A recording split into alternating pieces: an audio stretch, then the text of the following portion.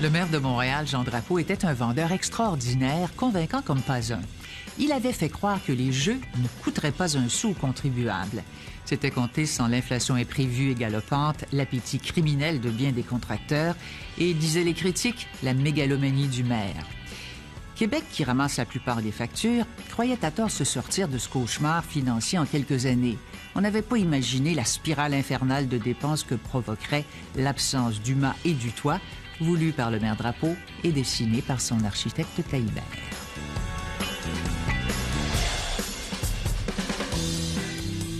M. Drapeau pouvait être mégalomane, mais qu'est-ce qui aurait pu lui donner une évaluation des coûts, sinon celui qui a fait le plan?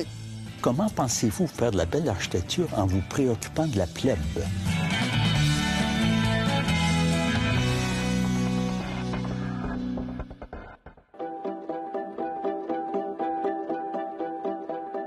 Maintenez-vous que ça ne coûtera pas plus cher que 120 millions de dollars. Les 4 prochaines années ne coûteront pas un sou de plus aux Canadiens que ce que les 4 prochaines années coûteraient sans les Jeux. Quand vous dites coûter cher pour les Jeux olympiques, vous pensez à quelle somme, madame? Ça, c'est au-dessus de ma tête. Je voudrais qu'ils mettent ça par écrit, qu'il n'y aura pas de déficit ou que s'il y en a un, c'est pas nous autres, le fédéral, qui va payer. Est-ce que ça va être des jeux modestes ou non? Je sais bien que tout dépend de la signification qu'on donne au mot modeste. Rien ne fut modeste, qu'importe la définition. En fait, la construction du stade dérape au point où Montréal frôle la faillite. Après les Jeux s'ouvre le débat. Doit-on compléter l'œuvre de l'architecte Roger Taillibert, terminer le mât et poser un toit, ou simplement arrêter les frais? Mais avant tout, il faut faire l'autopsie de cette catastrophe financière. 10 $, 2 pas vers le million. À ce jour, la loterie olympique a fait quelques 211 000 gagnants qui se sont partagés plus de 60 millions de dollars comptants. Nous disons que ces 3 sources de revenus-là, la monnaie, le timbre et la loterie, on est capable de couvrir la totalité des jeux sans qu'il y ait de déficit. Oui. C'était l'erreur que j'ai avouée, ma faute que j'ai avouée par la suite, c'est d'avoir cru sur parole les données, les chiffres de M. Drapeau. Ils nous tiennent à gorge aussi. À rien qu'on est, on est capable d'y tenir, nous aussi. Si les ouvriers ont une part de responsabilité, ils sont loin d'être les seuls. Les images que vous allez bientôt voir ont été tournées en France lors de la construction du stade du Parc des Princes. L'architecte de ce stade est un Français, M. Taillibert. Une journée du mois de mars 1971, je reçois un téléphone du directeur du service des travaux publics qui me dit qu'il a reçu l'ordre de M. Drapeau, qui était le maire de Montréal, de se rendre à Paris pour aller voir les installations du Parc des Princes de M. Taillibert et que M. Drapeau avait demandé que je l'accompagne. J'ai été quand même assez renversé par le genre de structure puis d'installation que faisait M. Taillibert. Levée de bouclier chez les architectes du Québec. C'est que le maire de Montréal a choisi Roger Taillibert sans soumission ni concours. Si c'est construit de façon à servir à d'autres fins, qui vont permettre d'autres revenus, ça va se payer à même les revenus. C'est pourquoi le maire veut que les Alouettes et les Expos de Montréal élisent domicile au stade. Des infrastructures qui serviraient à la jeunesse montréalaise, mais surtout au sport professionnel. M. Brofman, lui, dans les journaux, il disait « C'est beau le baseball quand on met un toit dessus, mais quand il fait beau, il faudrait qu'on voit le jour. » Fait qu'on était pris avec l'Olympiste qui disait « Pas de toit », puis avec M. Brofman qui disait « Quand il fait beau, on pourrait l'ouvrir. » Donc, ça prenait un toit qui ouvre. Qui faisait des toits légers dans ce temps-là? Roger Taillibert. Il n'y en a pas d'autres qui en faisaient. Cherchez-en pas, il n'y en avait pas. Somme toute, votre optimisme est de 250 millions et de 2 ans, c'est ça? Moi, je ne peux pas parler de prix, ce n'est pas moi qui contrôle les prix. C'est ça le gros point. Parce que dans l'organisation et la responsabilité des architectes en France, ce volet-là est important et est intégré. Ici, on a séparé ça, parce que c'est qui signe le plan, c'est lui qui l'assume. Puis au Québec, généralement, quand on fait des grands projets, bien, c'est des ingénieurs. Je pense qu'il y a eu un conflit de personnalité, mais en fait de juridiction. Dire que l'assemblage des consoles pose un énorme défi n'est pas exagéré. car une console n'est pas faite d'une seule pièce de béton. Chaque console est constituée de plus de 40 blocs creux à l'intérieur. Ce sont les voussoirs. L'ensemble de cette ossature, c'est un gigantesque puzzle de près de 1500 morceaux. Savez-vous que les voussoirs qu'il y a là, il n'y en a pas un de pareil? Que ça a été tout fait moulé un après l'autre, pas dans le même moule. L'ouvrage du stade, c'est un ouvrage délicat. Ceux qui réalisaient avaient peut-être pas toute la compréhension de l'envergure ou de la finesse de la conception initiale du projet. Les constructions des ingénieurs, c'est des constructions de grands barrages, des grosses constructions de génie civil, des routes, des ponts, des grosses affaires. Parmi mes informateurs, j'avais évidemment des architectes et des ingénieurs. La plupart trouvaient ça très, très compliqué. On n'a pas la science infuse au Québec non plus. On aurait dû, je pense, avoir la sagesse d'aller chercher une bonne expérience de gestion de grands projets délicats. Même si on avait eu des gestionnaires de projets expérimentés, l'inflation, elle, était imprévue et incontrôlable. Quand on fait la grosserie, ça nous coûte 5-6 piastres de plus par semaine et on n'a jamais rien de plus qui rentre. L'indexation des salaires au coût de la vie. Ah, voilà, ils veulent nous le donner. Le taux d'inflation dépasse le 11 % Puis toi, ton salaire n'augmente que de 2,5 %. Ça veut dire que chaque heure que tu travailles, tu t'appauvris. Démolir une coupe de bâtisse, là, ça réveille un peu de personnel qu'il y en avait. Ils nous donnent des augmentations pour qu'on puisse manger, et puis on va leur faire leur jeu. Les conditions de travail qu'on avait consenties, ça tournait à peu près vers le 2,5 %. Qui nous donne 10 millions, à peu près en 50 cents, si tu veux, ou 75 cents. Et puis, les Jeux olympiques, ils vont marcher. Mais des employeurs ne voulaient pas entendre parler de ça. C'était une convention signée, c'est de même, puis ça va rester de même. Le problème de l'inflation est planétaire. C'est toute l'industrie de la construction qui est sous le choc. Les prix du pétrole explosent comme ceux des matériaux. Ainsi, le prix de l'acier, utilisé pour renforcer l'intérieur des structures de béton, passe de 200 $ à 1 200 $ la tonne. Personne à l'époque n'avait une conscience de l'importance que l'inflation jouerait dans les coûts de ces grands projets.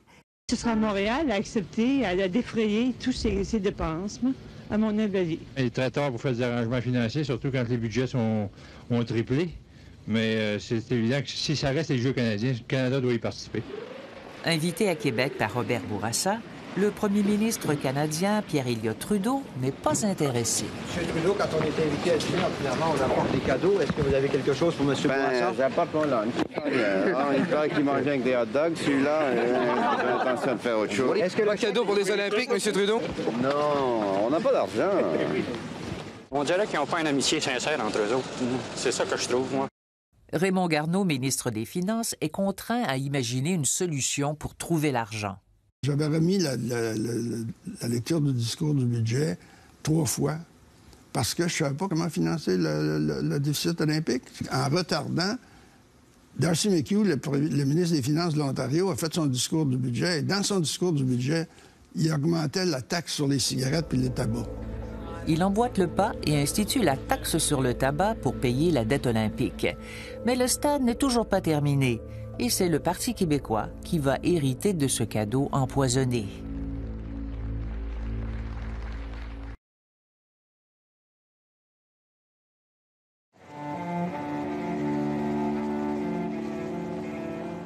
Le jeune Claude Charron était un farouche adversaire de Jean Drapeau alors qu'il était député dans l'opposition.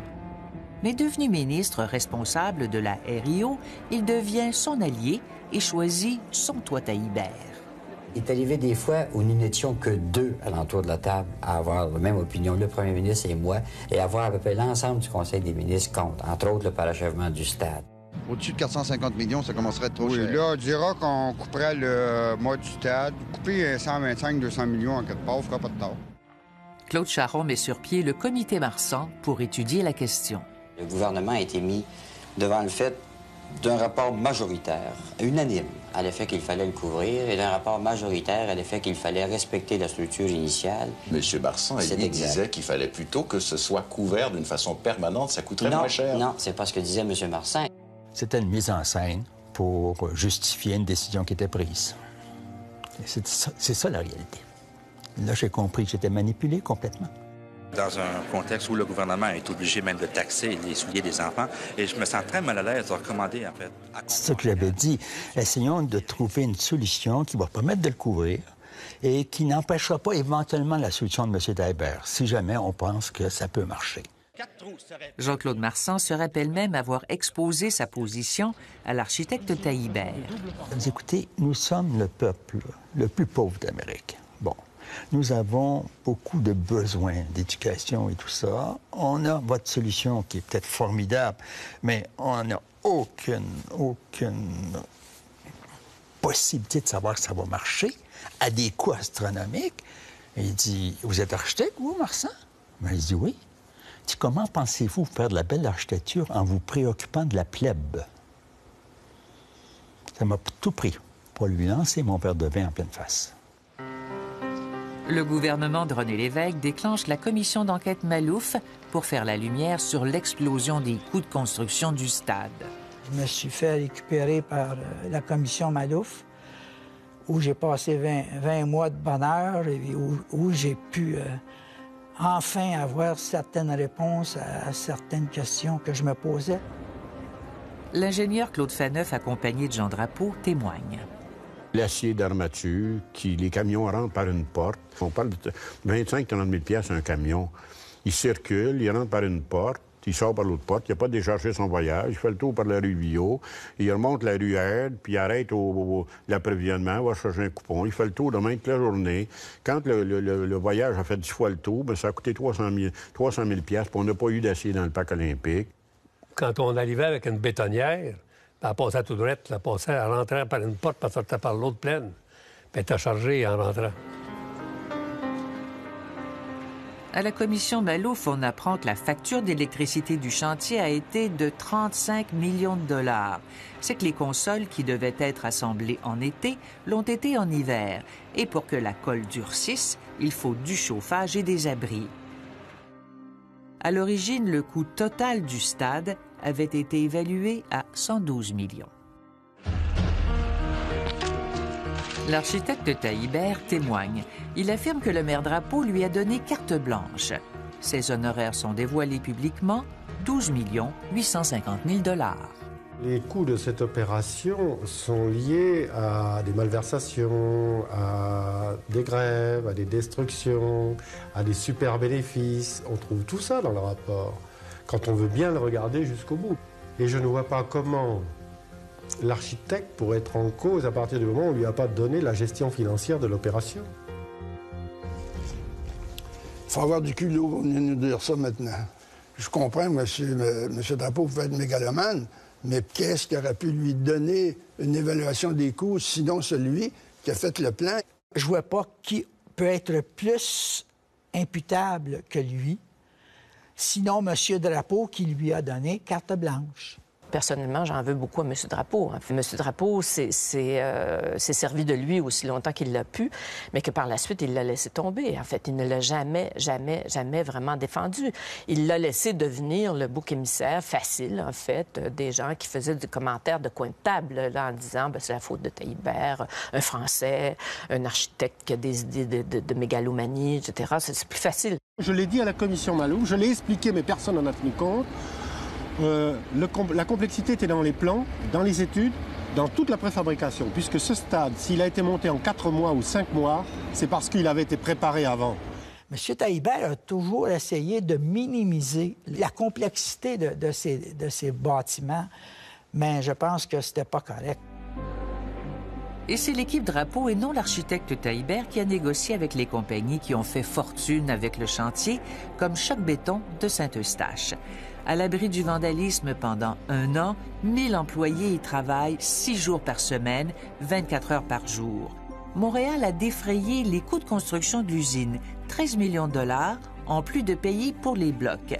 Après les Jeux, Choc Béton a racheté la bâtisse pour à peine 300 000 $. Il y a eu l'absence d'un budget global. Quand on n'a pas de budget, on n'a pas de moyens de contrôle. Alors donc, il n'y a pas eu de véritable administration comme telle, gestion de projet, ce que la RIO a essayé de faire en catastrophe à partir de novembre 1975. En 1980, à la veille du dépôt du rapport de la commission Malouf, Claude Charron, le ministre responsable du stade, commence à réaliser que pour les finances publiques, le stade risque de devenir un puits sans fond. Le pire du pire qui est arrivé dans ce dossier-là, c'est qu'après avoir gagné la victoire, remporté la victoire politique de faire parachever le stade, on a rencontré des problèmes majeurs pendant la construction. Au fur et à mesure où on ajoutait des étages sur le mât, les pattes qui entrent jusqu'à, je pense, à 150 pieds sous terre, avaient tendance, un peu comme une chaise qu'on surchargerait de poids, à vouloir s'élargir et compromettait la stabilité de toute la structure. Le stade qui aurait pu s'écrouler. Il y avait une déficience de l'ordre, je me rappelle bien, de plus de 30 du béton qui aurait dû être là et qui n'était pas là. Le béton a alors été remplacé par de l'acier beaucoup plus léger et le mât, la tour, complété avec succès.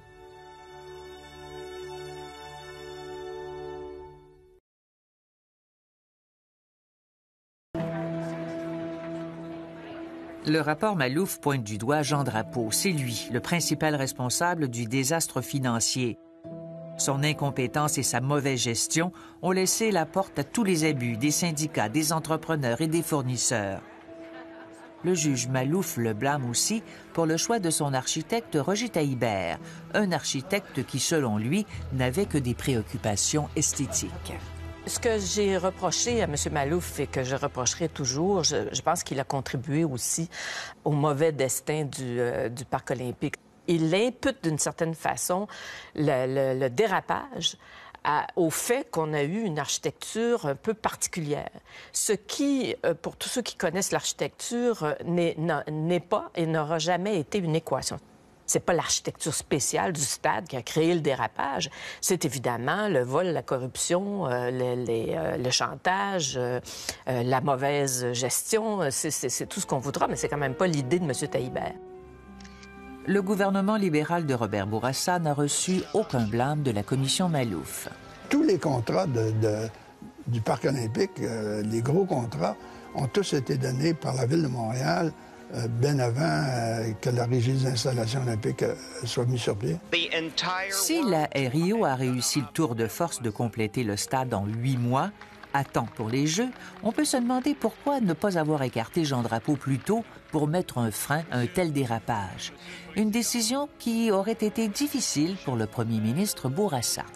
Il me l'a dit à moi, personnellement. Tu sais, Jean, s'attaquer à une statue comme Drapeau, c'était une job, ça.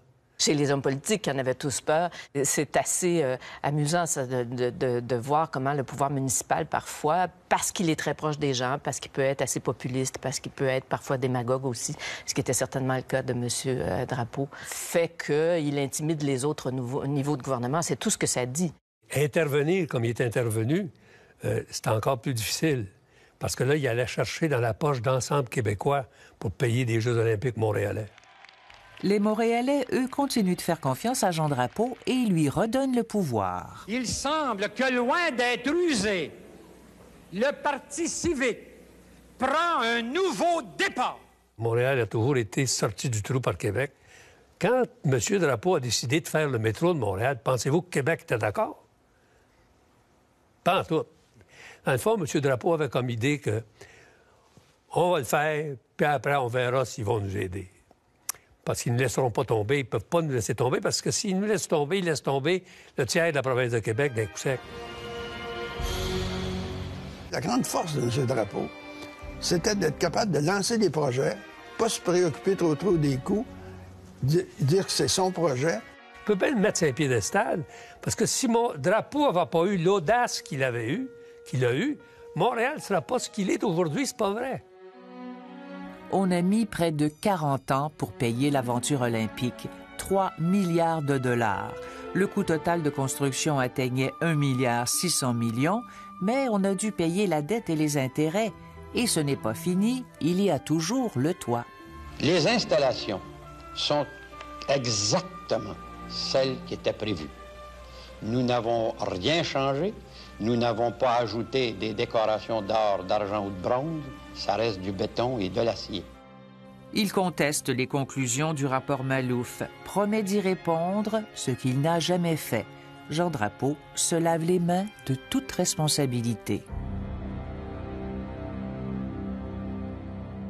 Même si au fil des ans, avec l'autopsie du désastre financier, les causes sont devenues évidentes, les remèdes pour assurer la survie de l'héritage olympique nous échappent encore.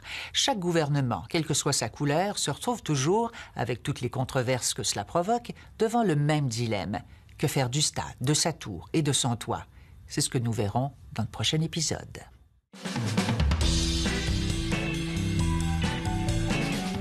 Bien, je pense que nous avons un complexe culturel dans le sens que nous sommes une petite société. Bon, on est bouturé à côté de la plus grosse nation de la planète.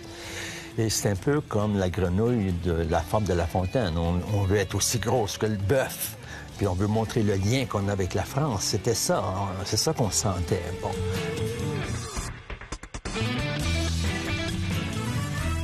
Tout le monde a peur de faire ça, c'est évident. Engloutir des dizaines et des dizaines de millions, ça ne leur donne rien politiquement.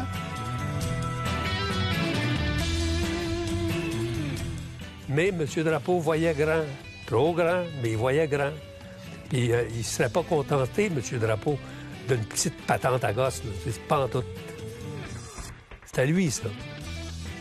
Il voyait grand, il a vu grand, puis les Montréalais ont grand. Mais ils ont payé.